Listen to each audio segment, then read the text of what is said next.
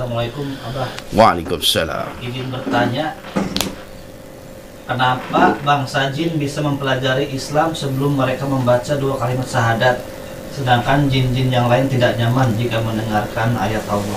Oke. Karena memang ketika mereka walaupun kafir ya, tapi membuka diri untuk mencari petunjuk Allah, insya Allah tidak berefek sama sekali. Apalagi kalau mereka bukan dari golongan syaitan. Kalau golongan syaitan itu udah jelas seperti itu. Ya, antek-anteknya iblis atau pengikut-pengikut iblis yang kategorinya syaitan, dia akan susah.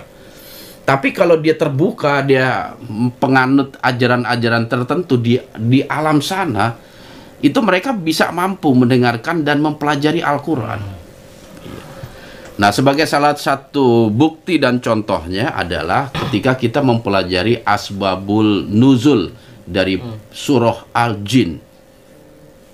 Itu kan menceritakan bahwasanya ada sekelompok jin yang mendengarkan Nabi baca Quran.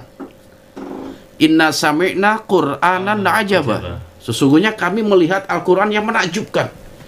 Artinya apa? Sampai raja jin tersebut yang bernama Hassa itu menyuruh diam, teman-teman, diam. Ini apa yang dibaca oleh manusia nih? Ayo diam, didengerin aja. Nabi membaca surah Ar-Rahman. Dan ketika Nabi membaca surah Ar-Rahman, fabi ayyi ala'i rabbikuma tukadziban, jin itu menjawab, tidak ada satupun nikmat yang kami dustakan. Masya Allah. Gitu. Jin itu menjawab karena dia menyimak dan mendengar ngajinya Rasul surah Ar-Rahman. Karena ayat fabi ayyi ala'i rabbikuma tukadziban terkena kepada 2 makhluk. Maka nikmat Tuhan kamu berdua yang mana yang kamu dustakan? Siapa yang dimaksud kuma itu? Kuma itu artinya berdua. Fabi ayyi ala'i rabbikuma. Kalian berdua. Tukadziban, yang kalian dustakan, yang kalian bohongin. Kazib. Artinya ayat itu ditujukan kepada jin dan manusia. Nikmat Tuhanmu yang mana yang kamu dustakan, wahai manusia, wahai jin? Makanya makhluk jin menjawab, tidak ada nikmat yang kami dustakan. Seperti itu. Dan kebetulan jin-jin yang Rasulullah Shallallahu Alaihi Wasallam muslimkan, mereka menganut ajaran Yahudi. Makanya mereka mengatakan apa yang dibaca oleh orang ini nih sebagaimana yang Nabi Musa bacakan gitu. Jadi yang Nabi ucapkan itu bukan ucapan manusia, tapi ucapan Rabbul Alamin sebagaimana yang diterima oleh Nabi Musa. Makanya dia tertarik di situ. Ya, sehingga ketika Nabi selesai membaca ayat-ayat tadi itu, pemimpin dari kelompok mereka itu menjumpai Rasulullah Shallallahu Alaihi Wasallam. Dia menjumpai Nabi itu dan berkata, apa tadi yang kamu baca tuh? Kata Nabi, itu adalah firman Allah, wahyu Allah. Dan kamu ini siapa? Sebab firman Allah itu tidak ada yang bunyinya seperti itu. Yang dimaksud adalah Taurat tadi. Lantas Rasulullah Shallallahu Alaihi Wasallam pun mengatakan, ini Rasulullah, aku ini utusan Allah, aku ini Nabi Allah yang memiliki tugas untuk menyebarkan Islam. Kaget lagi tuh jinnya, dan jin ini tahu siapa ataupun apa kedudukan seorang nabi dan rasul. Dan tiap nabi dan rasul yang Allah utus ke muka bumi, pasti Allah iringi bagi nabi tersebut satu mujizat. Makanya jin ini nanya, apa buktinya kalau engkau Rasulullah? Apa buktinya kalau engkau Nabiullah?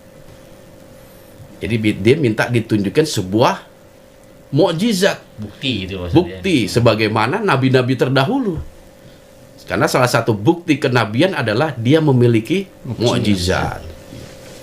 Lantas apa yang dilakukan Nabi? Nabi memanggil sebuah pohon. Di saat itu dipanggil sebuah pohon untuk mendekati kepada Rasulullah Shallallahu Alaihi Wasallam. Dengan izin Allah, pohon itu pun bergerak menghampiri baginda Rasulullah Shallallahu Alaihi Wasallam. Ada satu riwayat pohon tersebut sujud di hadapan Nabi sebagai ta'zim, pengagungan kepada Rasulullah Shallallahu Alaihi Wasallam. Setelah Nabi membuktikan kenabiannya melalui mukjizat, Nabi pun memerintahkan untuk kembali pohon tadi. Nah sahabat siar, kalau umroh jangan lupa mampir ke Masjid Syajarah yang ada di kota Mekah, tepatnya tidak jauh di makam Al-Ma'la. Di situ ada Masjid Al-Jin, di mana tempat Rasulullah SAW mengislamkan para jin, ya, 7 jin yang Rasul islamkan. Dan tidak jauh dari tempat itu ada satu masjid yang namanya Masjid Syajarah, masjid pohon, di mana di tempat itu dahulunya Rasul memanggil sebuah pohon.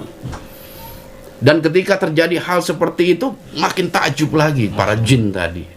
Dan dia meyakini kalau ini betul-betul sebagai mukjizat, sebagai Rasulullah SAW. Ini artinya bangsa jin itu tidak memiliki kemampuan dan kekuatan untuk manggil pohon. Ya, kalau seandainya jin punya kemampuan itu bukan mukjizat itu. Dibilang, ya kok kayak gini juga saya juga bisa, ya kan? Tapi jin ketika ditampakkan mukjizat seperti itu, dia langsung takjub dan mengatakan ini adalah mukjizat dari Allah Subhanahu wa taala. Lantas ketujuh jin tersebut pun masuk Islam. Ya, ada yang mengatakan 7, ada juga yang mengatakan 9 makhluk jin. Wallahu a'lam bishawab. Seperti itu.